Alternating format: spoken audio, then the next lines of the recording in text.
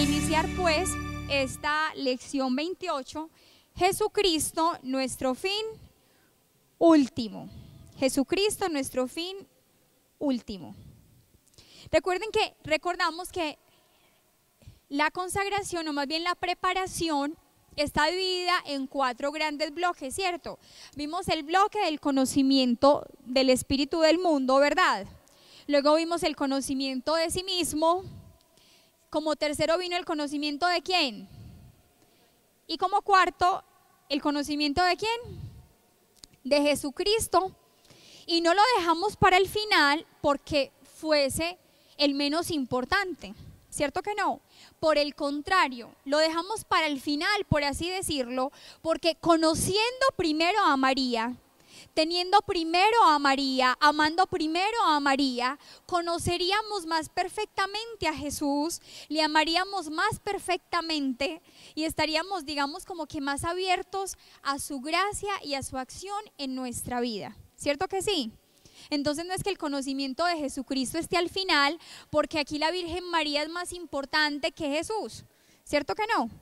Alguna vez pasó algo muy curioso, y es que ustedes saben que nosotros en nuestra camiseta de misioneros, ¿qué dice aquí atrás? A Jesús por María.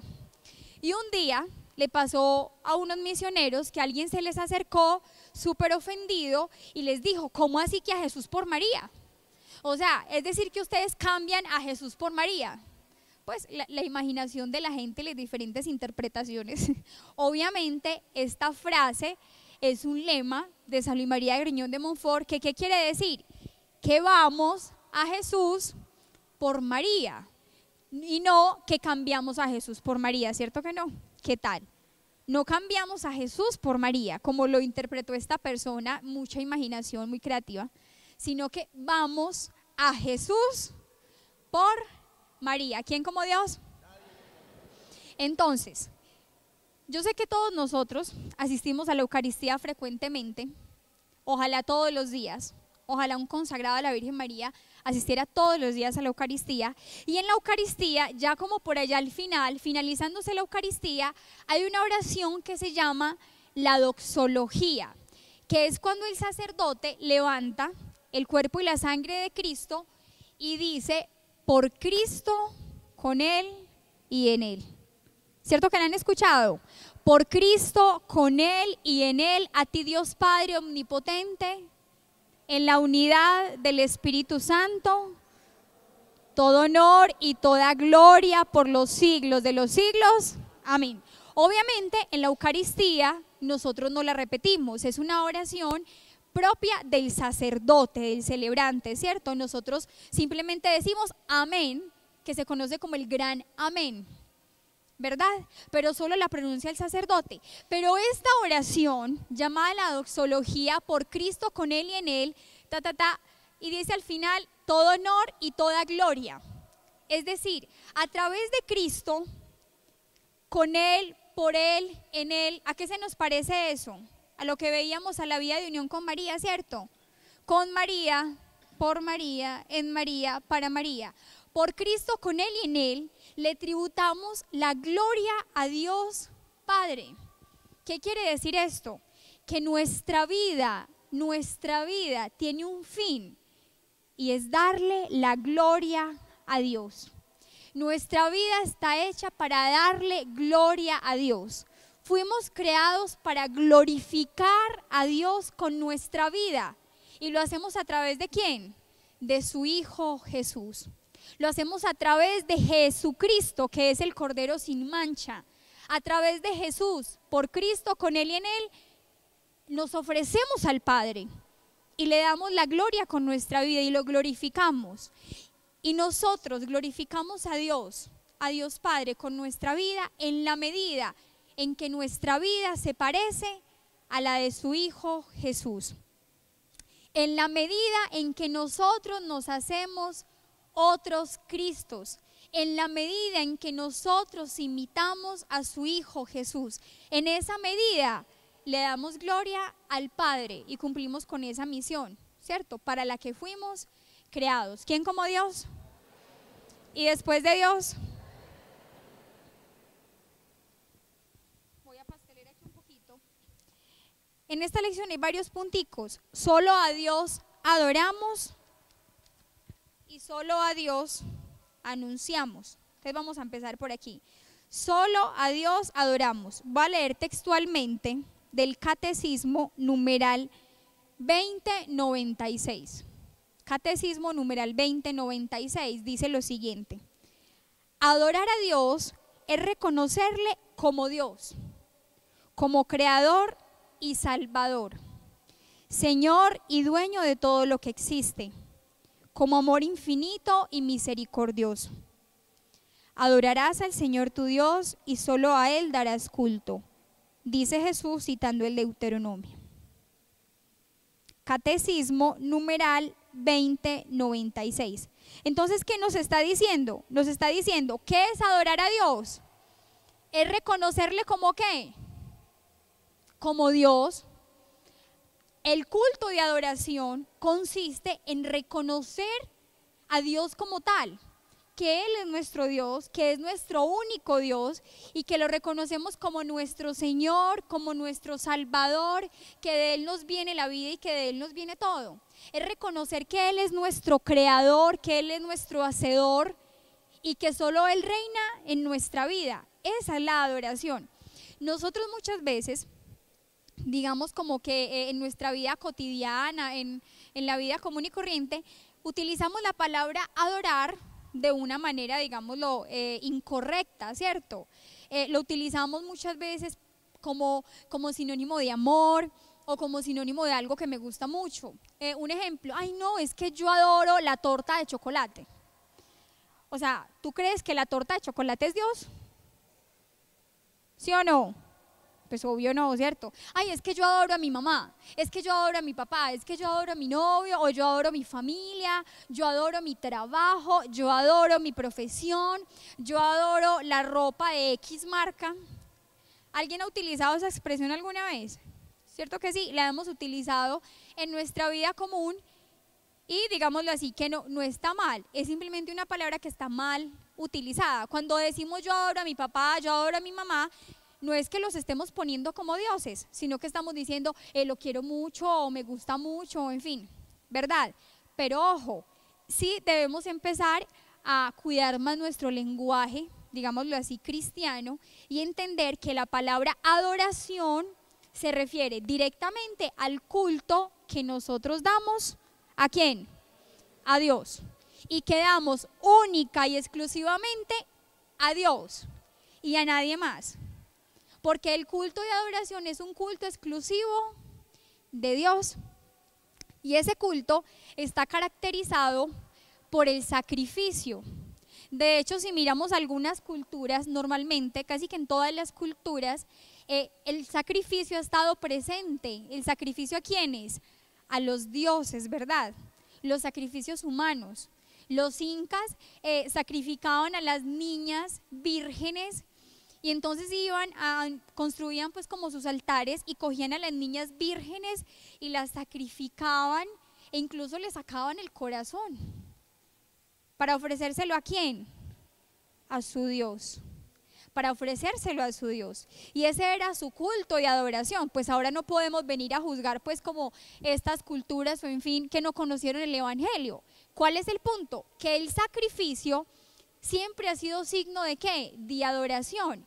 Por eso, dentro de nuestro culto cristiano, dentro del culto católico, ¿cuál es el principal, digámoslo así, culto de adoración a Dios?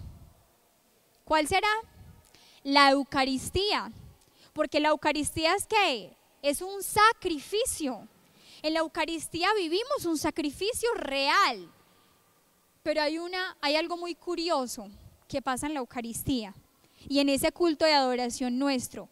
En la Eucaristía hay un sacrificio real. Jesús, nuestro Señor Jesucristo, que muere en la cruz, que derrama su sangre y que se ofrece al Padre por nosotros, ¿verdad? Ese es nuestro sacrificio de adoración. Y por eso no hay oración más perfecta. Ninguna. No hay oración más perfecta y que más agrade a Dios que la Santa Misa. No hay ninguna otra oración, no hay ningún otro acto con el que podamos adorarlo de manera más perfecta, más pura, más santa y con el que le podamos dar más gloria que con ¿qué? Que con la Eucaristía, porque ese es el sacrificio supremo. Y bueno, y lo que les decía es que en nuestra religión, en el cristianismo, pasa algo muy curioso. Resulta que en otras religiones, en otras culturas, en fin, en otras creencias, es normalmente el hombre quien hace sacrificios para Dios. Se los decía, por ejemplo, los incas, que sacrificaban las jovencitas, sus hijas vírgenes, y se las ofrecían a sus dioses. En el cristianismo pasa lo contrario. Es Dios quien sacrifica a su Hijo por nosotros. Aquí no somos nosotros. O pónganse ustedes a pensar, si a ustedes llegan y le dijeran, como le dijo Dios a Abraham, porque en ese momento aún se le adoraba con esos sacrificios: toma a tu hijo Isaac, tu único hijo, y sube al monte donde yo te muestre y construye un altar y me vas a ofrecer a tu hijo. ¿Qué pasaría? ¿Qué pasaría si en nuestra religión católica, cada 8 días en la misa, no fuese Jesús el que se ofreciera, sino que cada 8 días uno diferente, así en turnito, le tocara traer a su hijo primogénito y ofrecerlo? ¿Qué pasaría? ¿Ustedes se imaginan eso? Los que son papás, inmediatamente uno se queda aterrado. Dios mío, pero qué impresionante. En el cristianismo no somos nosotros quienes ofrecemos nuestros hijos en sacrificio. En el cristianismo es nuestro Dios, que es amor, que ofrece a su propio hijo en sacrificio para rescatarnos a nosotros. ¿Quién como Dios? Y después de Dios, miren, dentro de la iglesia, de los cultos, digamos, en la iglesia, hay 4 clases de cultos. Y tomen nota porque esto entra en el examen final. Le voy a decir, Wilson, en el examen final les debe preguntar estos 4 tipos de cultos. Dentro de la iglesia existen 4 clases de cultos. El primero es el culto de latría. L-A-T-R I con tilde y A. ¿Cierto? Latría. ¿Me entendieron? Listo, muy bien. Vamos bien. Latría. ¿Qué significa la palabra latría? Adoración. Adoración. Y es el culto que se le tributa única y exclusivamente ¿a quién? A Dios. Es el culto que se le tributa única y exclusivamente a Dios. Por eso nosotros hablamos de la palabra idolatría. ¿Qué significa la idolatría? Poner otras cosas u otras personas en lugar de ¿quién? De Dios. Entonces, antes los egipcios, por ejemplo, Moisés bajó del monte y los encontró adorando ¿a quién? A un becerro de oro. Entonces ese pueblo cayó ¿en qué? En idolatría, porque el culto que le pertenece solo a Dios se lo estaba rindiendo ¿a quién? A una imagen, a un becerro de oro. Ojo, y nosotros hoy, incluso nuestros hermanos protestantes nos atacan: ustedes son unos idólatras, no sé qué y no sé cuántas, porque adoran imágenes y no sé qué pendejadas. No, nosotros hoy tenemos otras grandes idolatrías. Nosotros los cristianos tenemos hoy grandes idolatrías. Puede que nosotros no nos vayamos a buscar otros dioses, a fabricarnos dioses de oro o en fin, pero nuestras idolatrías son el dinero. ¿Cuántas veces nosotros damos al dinero en lugar de Dios en nuestra vida? Nuestras idolatrías son nuestro cuerpo, nuestra apariencia física, nuestra vanidad. Nuestras idolatrías son un novio, una novia, unos amigos, una persona que amamos, el placer. Nuestros ídolos son, qué sé yo, cantantes, personas famosas. Esos son los ídolos que tenemos hoy día. Esos son los ídolos que nos fabricamos hoy. Les damos a ellos el lugar de Dios, el lugar que solo le pertenece a Dios en nuestra vida. ¿Quién como Dios? Y después de Dios, Segundo tipo de culto que hay en la iglesia es el culto de dulía. Dulía. D-U-L-I-A. Dulía. ¿Qué significa la palabra dulía? La palabra dulía significa veneración. Veneración. Venerar.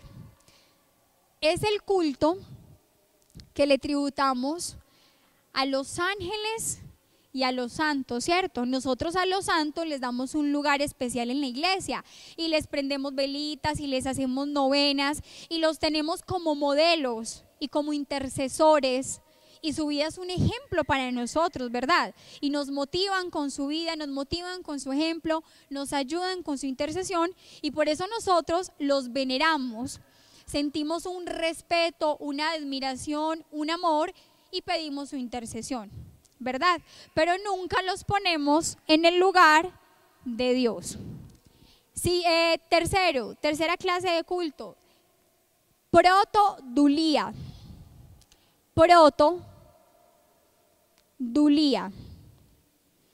Esa palabra protodulía del griego significa primera veneración. Primera veneración. Y esa primera veneración es como que, bueno, una veneración un poco más especial, porque es el culto que le tributamos a San José, ¿cierto? Porque San José es el varón prudente y justo, fue el esposo de María, el padre putativo de Jesús. O sea, San José no fue un santo cualquiera, ¿verdad? Sino que San José tiene dentro de la iglesia, tiene un lugar especial, incluso dentro de los santos. Por eso a él se le rinde el culto de protodulía, ¿cierto? Como la primera veneración, digámoslo así. La primera veneración es para San José, ¿cierto? Porque ha sido como el primero en santidad.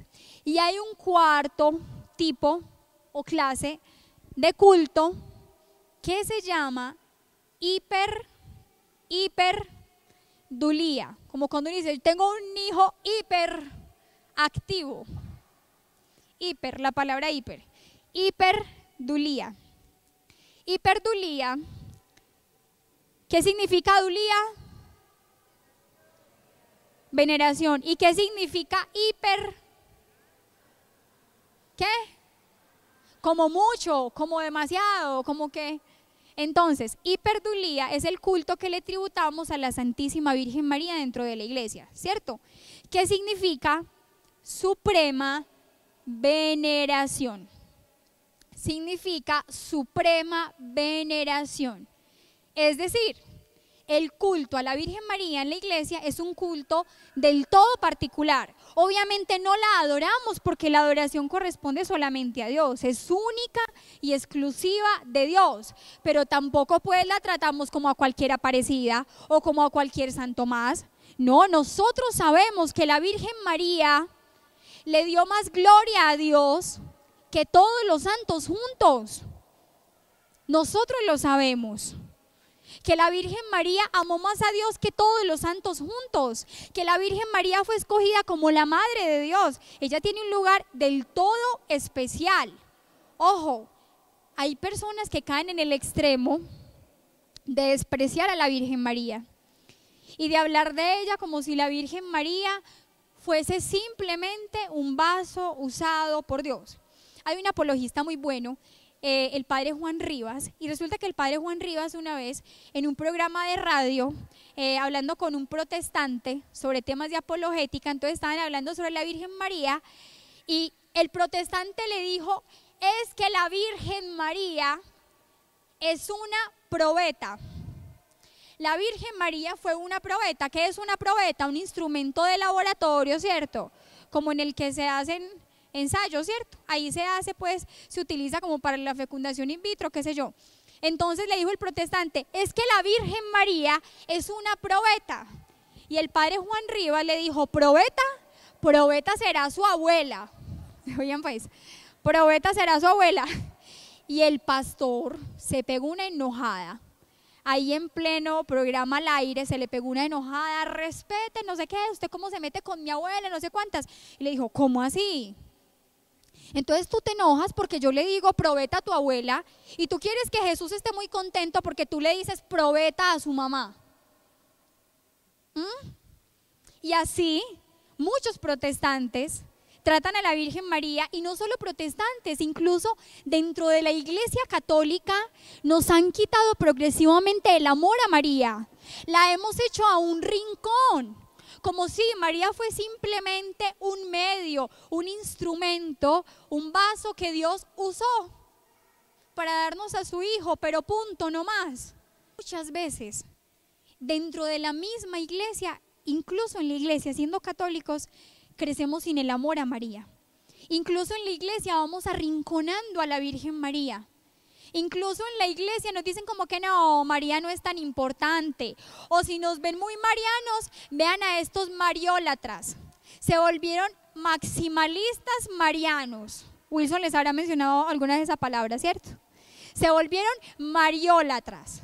Se volvieron idólatras de la Virgen. Y no, señores, nosotros tenemos muy claro que a la Virgen María la amamos profundamente, la veneramos, que la Virgen María es el camino más perfecto, más corto, más fácil y seguro para llegar a Jesús.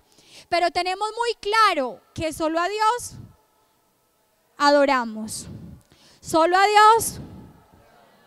A ver, levanten la mano los que adoran a la Virgen María. Ay, a ver, ¿cómo así? Otra vez, levanten la mano los que adoran a la Virgen María. Ah, ahora sí, ninguno, quedó muy claro. ¿Quién como Dios? Y después de Dios. Precisamente, el propósito de esta lección es dejarnos muy claro eso. ¿La adoramos? No, la amamos profundamente. A veces podemos utilizar esa expresión, ay, yo adoro a la Virgencita. No, yo la amo. Pero adoramos solamente a Dios. Porque también, ojo, hay extremos. Ustedes no se imaginan la gente tan rayada que uno se encuentra. Hay extremos, hay personas dentro de la iglesia que le dicen a usted así, pasito, bajito, sin que nadie más escuche, es que la Virgen María es la cuarta persona de la Trinidad. Entonces una vez una señora le dijo a Wilson en Ecuador, es que no, pero es que usted y yo sabemos, eso no lo sabe todo el mundo, pero usted y yo sabemos que es que la Virgen María es la cuarta persona de la Trinidad. Entonces nosotros nos damos la bendición en el nombre del Padre y de la Madre y del Hijo y del Espíritu Santo. ¿Ustedes pueden creer eso? Muchachos, eso pasa dentro de la iglesia. Hay ese tipo de desviaciones. ¿Qué tal? ¿Qué tal? Nosotros creemos en la Santísima Trinidad. Es que es más, si la Virgen María fuera Dios, entonces no podemos hablar de Trinidad, sino de tetranidad o qué sé yo. Porque Trinidad son tres, ¿cierto? La Virgen María no es una divinidad. La Virgen María es una criatura. Pero ¿qué criatura? Adornada con todas las gracias, con todos los dones, con todas las virtudes, adornada con todos los privilegios. No es una criatura cualquiera, pero es una criatura a la que le rendimos el culto ¿de qué? De hiperdulía, ¿cierto? Pues no es que siempre tengamos que andar por ahí, no es que yo a la Virgen María le rindo un culto de hiperdulía, yo a la Virgen María la hiperdulo, no, eso es para que lo conozcamos nosotros en teoría, ¿cierto? Para que tengamos argumentos para defendernos, para saber argumentar nuestra fe, para estar bien formados y no caer en ¿qué? En desviaciones, ni en el error de alejarnos de la Virgen María, porque hay personas que te dicen, es que a mí me da miedo amar mucho a la Virgen María. Me da miedo amarla mucho porque de pronto entonces se me pone celoso Jesús. Y uno a veces puede caer en esos dilemas. Como que, uy, no, yo estoy amando demasiado a la Virgen y todo es la Virgen y la Virgen y la Virgen y la Virgen y la Virgen. No, una pregunta, pero la Virgen María y ese amor a la Virgen María te está llevando a vivir una vida plenamente cristiana. Te está llevando a encontrarte con Cristo. María es completamente cristocéntrica. María es completamente cristocéntrica. Es decir, María gira en torno ¿a quién? a Jesús. Lo dice San Luis María Griñón de Montfort. María es toda relativa a Dios. María es toda relativa a Dios. María es el eco de Dios. Todo lo que tú le das a María, todo lo que tú le entregas a María, todo el amor, todo el culto, la veneración, todo lo que tú le entregas a la Virgen, ¿qué hace ella con eso? ¿Se lo guarda para ella? No, mijito, es que esto me lo trajeron a mí. No, todo se lo entrega ¿a quién? A su Hijo Jesús, y todo lo lleva a su Hijo Jesús. Yo llevo ya, por gracia de Dios, 14 años consagrada a la Virgen María. El 8 de diciembre cumplo 15 años. Cumplo 15 añitos de vida, ojalá. Cumplo 15 años de consagrada a la Virgen María, y yo puedo decir que lo único que ha hecho la Virgen María en mi vida es hacer que yo ame más a Jesús. Es hacer que cada día lo ame más, que lo conozca más. A nosotros en Lazos de Amor Mariano nunca nos han dicho adoren a la Virgen María. Nunca nos han dicho la Virgen María es más importante que Jesús. Nunca nos han dicho la Virgen María está en el primer lugar. Nuestro fundador, Rodrigo Jaramillo, es un hombre profundamente enamorado de Jesús, pero perdidamente enamorado de Jesús. Es más, ustedes han escuchado la historia de su conversión, ¿cierto? Rodrigo fue secuestrado por allá en el año 1984, en el 84, muy bien. Y Rodri, en medio de ese secuestro, escuchó la voz de Jesús. El Señor le permitió tener como una especie de visión, y él veía como un océano y veía un gran sol, y el Señor le empezó a ver como su vida, lo que él había amado en su vida. Y Rodrigo decía, uy, Dios mío, qué poco he amado en mi vida. He amado muy poquito, muy pero muy poquito. En medio de ese secuestro él estaba amarrado a una cama, estaba vendado, en un momento pues obviamente angustioso, no sabía qué iba a pasar con él. Y en ese momento Rodri, como en un acto como de contrición, le dice, Señor, qué importante es amar. Y Jesús le respondió, él dice que escuchó la voz de Jesús, una voz varonil, pero a la vez tierna, hermosa, una voz que lo marcó, que Jesús le respondió, y dejarse amar. Rodrigo le dijo, Señor, qué importante es amar. Y Jesús le respondió, o sea, él escuchó la voz de Jesús físicamente, y dejarse amar. Y Rodri nos cuenta que a partir de ahí, él fue liberado muy pronto de su secuestro. Él se dedicó 10 años de su vida a leer día y noche el Evangelio. Solo el Evangelio, los 4 Evangelios. Es más, él tiene un librito de los Evangelios deshojado a morir. 10 años leyendo el Evangelio, porque él decía, él nos dice, yo quería volver a escuchar esa voz. Esa voz fue tan fuerte, tan varonil, tan tierna, tan amorosa, tan, Dios mío, que decía, yo quiero volver a escuchar esa voz. Yo quiero volver a escuchar esa voz de Jesús. Yo quiero saber quién es Él, quién es ese que me habló. Y se dedicó a estudiar, a leer, a meditar día y noche los Evangelios. Y se enamoró perdidamente de Jesús. Y en el Evangelio conoció a Jesús. Y eso es lo que hace la consagración con nosotros. Esta es una consagración cristocéntrica que nos lleva a Jesús, que nos lleva al encuentro con Jesús, que nos debe suscitar en nosotros un profundo deseo de conocer a Jesús. Tal vez yo se los he dicho en otras oportunidades que he estado aquí, pero lo repito, esta consagración no es para venir a aprendernos un montón de lecciones, de conceptos y eso, no, es para encontrarnos con Cristo. Porque el cristianismo, lo dijo Benedicto XVI y lo dice Benedicto XVI, el cristianismo no es seguir un cúmulo de normas, no es seguir un cúmulo de reglas, de prohibiciones. El cristianismo no es seguir unos cuantos ritos. El cristianismo no. El cristianismo es el encuentro con una persona, con Jesús de Nazaret. Ser cristiano es encontrarse con Jesús. Ser cristiano es conocer a Jesús y conocerlo. Y cuando tú conoces a Jesús, te enamoras de Jesús. Y como dice el Evangelio, cuando uno encuentra un tesoro, uno va y vende todo lo que tiene. ¿Para qué? Para comprar ese tesoro. Cuando uno encuentra a ese Jesús, cuando uno se encuentra con esa persona, cuando uno se encuentra con ese amor, uno es capaz de ir a vender todo lo que tiene para encontrarse con Él. Es más, San Pablo, ¿han escuchado hablar del apóstol San Pablo, cierto? Claro que sí, ¿sí o no?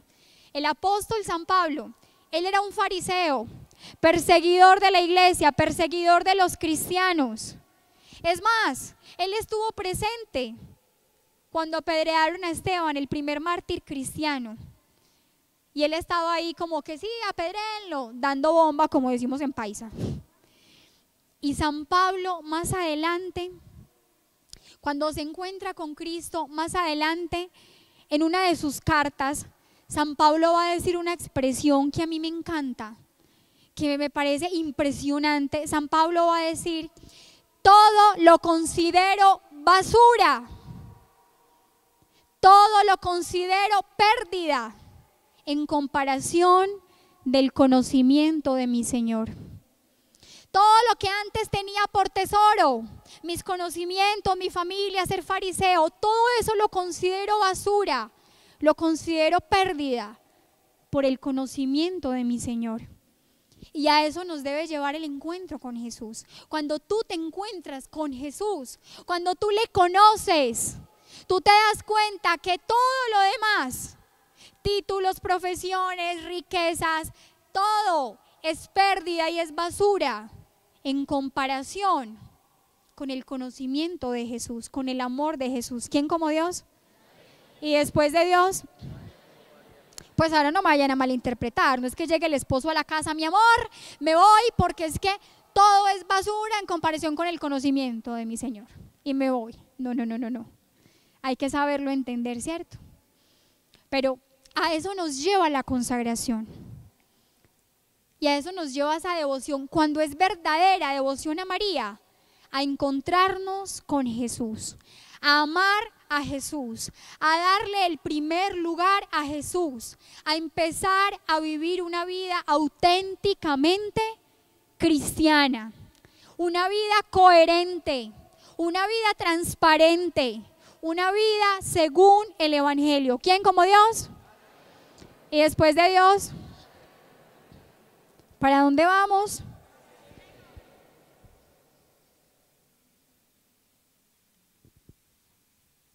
Dice: solo a Cristo anunciamos.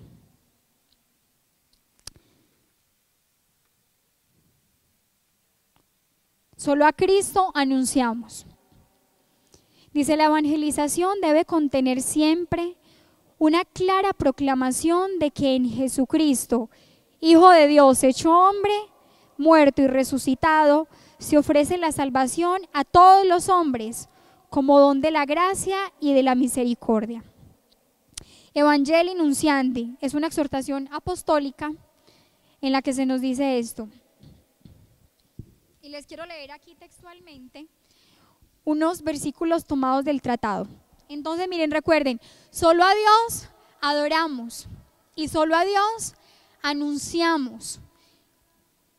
Anunciar a Cristo, decía Juan Pablo II, el Papa Juan Pablo II, anunciar a Cristo no es solo un deber, sino un dulce privilegio.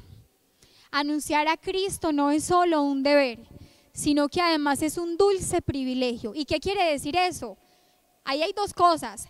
Primero, que como bautizados tenemos el deber de anunciar a Cristo. ¿Dónde? En todas partes, en nuestra familia, en nuestro trabajo, en nuestra universidad, en la calle, en el bus, en el taxi, en todos lados. Y usted le pregunta al taxista, ay, usted se monta al taxi, ay, ve, ay, como está haciendo de frío hoy, ¿cierto? Sí. Y mucho trancón, ¿cierto? Ah, sí, no sé qué. Y usted le empieza a conversar y no sé qué, y cuando menos pensó, ay, ¿usted cree en Dios? Ah, bueno, vaya, lo invito a un grupo de oración. O usted reza el rosario y tal cosa. Tenemos que aprender a romper el hielo y a evangelizar en toda ocasión. Aunque eso nos cueste y eso da penita al principio. Uy, no le da como ruborcito, qué pena. Pero debemos anunciar a Cristo.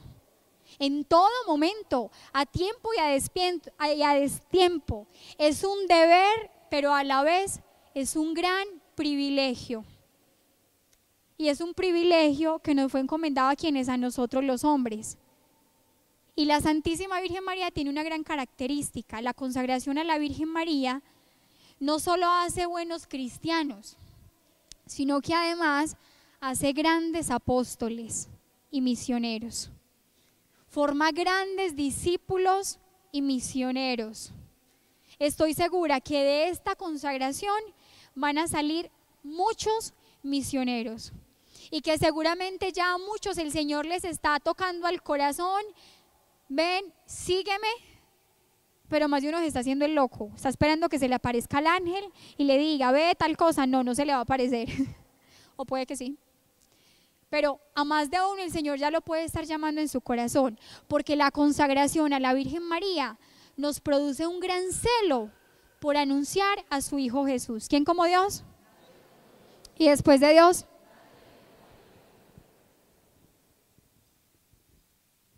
Bueno, aquí está el pedacito que les quería leer al final.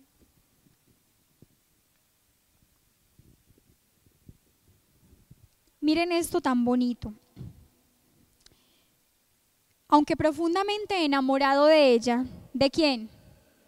De la Virgen María, San Luis de Montfort dejó claro que Nuestra Señora es una criatura y nunca la toma como una divinidad. Abro comillas, citando el Tratado de la Verdadera Devoción en el numeral, este es el 111. Dice Montfort: confieso con toda la Iglesia que siendo María una simple criatura salida de las manos del Altísimo, comparada con la majestad infinita, es menos que un átomo. Oigan eso, lo dice Montfort. Montfort, que ama profundamente a la Virgen María, dice que la Virgen María, comparada ¿con quién?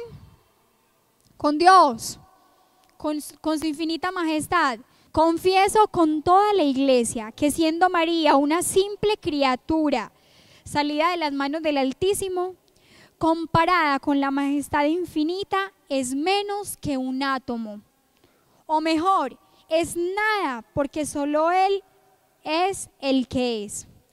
Por consiguiente, este poderoso Señor, siempre independiente y suficiente a sí mismo, no tiene ni ha tenido absoluta necesidad de la Virgen María para realizar su voluntad y manifestar su gloria. Le bastaría querer para hacerlo todo. Afirmo, sin embargo, que habiendo querido Dios comenzar y culminar sus mayores obras por medio de la Santísima Virgen desde que la formó, es de creer que no cambiaría jamás de proceder. Es Dios y no cambia ni en sus sentimientos ni en su manera de obrar. Es decir, el mismo San Luis María Griñón de Montfort, ¿quiénes leyeron ya el Tratado de la Verdadera Devoción? ¿Quiénes lo leyeron ya? ¿Quiénes lo están leyendo por lo menos? Que van en camino. Eso sí, muchachos, porque si no, Wilson, vea, hay que leerlo, hay que terminar de leerlo para consagrarse. Tienen un mes, un poquito menos. Si ustedes han leído el Tratado de la Verdadera Devoción, aunque sea pedacitos, ustedes se dan cuenta que Montfort es un enamorado, pero un perdidamente enamorado de la Virgen María. Es un loco enamorado de la Virgen María. Es más, cuentan que desde pequeñito él se iba ante una imagen de la Virgen María y en su autobiografía dice que él se arrodillaba ante la imagen de la Virgen María y que podía permanecer hasta 8 horas de rodillas contemplando a la Virgen María. De esa magnitud. Él la amaba con todo su corazón y con todo su ser. Pero San Luis María Griñón de Montfort nos está diciendo aquí, pero María, aún con toda su grandeza y con toda su belleza, comparada con la infinita majestad de Dios, es que, dice, un átomo. Es más, menos que un átomo. Menos que un átomo. Es decir, amemos a María con todo nuestro corazón. Y no temamos nunca amar a María. Ojo con eso. No temas amar a María, porque por mucho que la ames, nunca la amarás como la amó su Hijo Jesús. Por mucho que ames a la Virgen María, nunca la amarás como la amó su Hijo Jesús. Así que no hay que temer amar a María con un amor loco y encendido. Pero obviamente siempre sabiendo que María es ¿qué? Una criatura.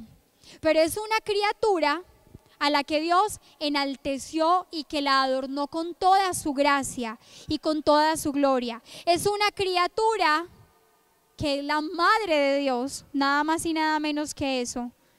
Y es una criatura de la que Dios quiso valerse para venir a nosotros, ¿cierto?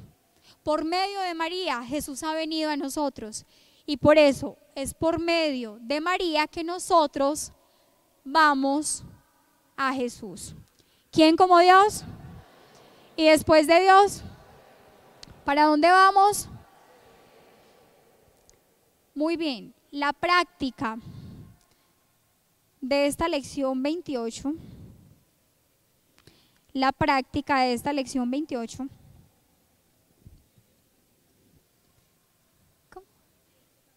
Ajá, dice así. Ay, no, iba a leer la que no era. Les iba a repetir la pasada.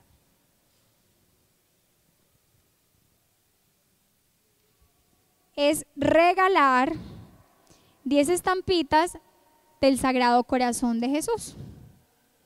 10 estampitas del Sagrado Corazón de Jesús. Entonces usted se va por allá, por los lados de Villanueva. Uno tiene que ir tan lejos, en su parroquia, en la librería de su parroquia, en fin, consigue 10 estampitas bien bonitas del Sagrado Corazón de Jesús y las regala a diferentes personas. No le dé pena, no le dé miedo. Ustedes no saben que aún a través de algo tan sencillo como regalar una estampita, una persona se puede convertir. Porque usted no sabe qué situación está viviendo esa persona. Usted no sabe qué luchas está teniendo o qué le está pidiendo a Dios. Y puede que llegue usted con la estampita y, mejor dicho, el milagro de la vida, sin que usted se dé cuenta. Entonces, van a comprar bien juiciosos esas 10 estampitas del corazón de Jesús y se las van a regalar a 10 personas diferentes. Pues no es que todas se las van a regalar, una a mi mamá, otra a mi papá, otra a mi hermanito, no, a los amigos de la universidad, del trabajo, no le dé pena, que se lo van a gozar, oigan a nada, vea hermano, Sagrado Corazón de Jesús, en vos confío, y se la van a regalar con valentía, y es una forma de evangelizar, de hacer apostolado y de hacer crecer el amor a Jesús. ¿Quién como Dios? Y después de Dios,